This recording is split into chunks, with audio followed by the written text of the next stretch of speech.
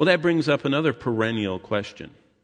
Is America in prophecy? Well, let me show you the only place for sure I've ever found American prophecy.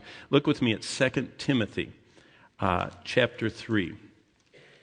2 Timothy chapter 3. And I'm going to read it in just a moment, but let me explain to you why I'm even sharing this with you. The EMP type of attack has been discussed by the military for decades, since the 60s. But now we're seeing a rogue state that has launch capacity doing it. And so it is possible. But as believers, we pause and look at the Scriptures when we hear claims like this coming from the Senate.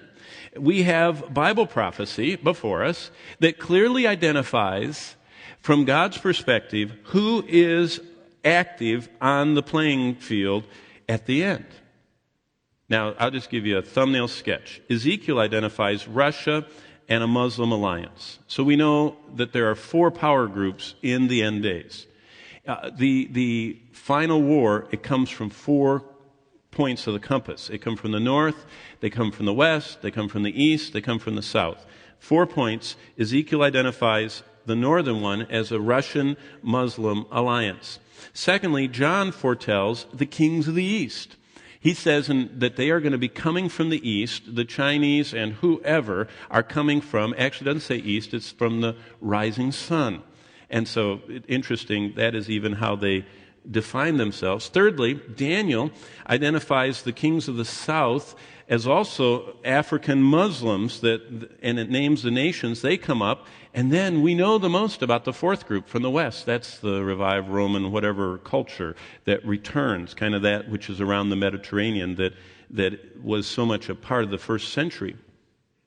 But when we sort out every biblical passage, we don't find God describing a 5th power like us. With all the stuff. I mean, we've got all those aircraft carriers, and we have more atomic bombs than anybody, and we have more of everything than anybody, even debt. We have everything, a lot more than everybody. But where are we? Well, the only clear place America has seen in end days prophecies is in 2 Timothy 3. But this is before the tribulation.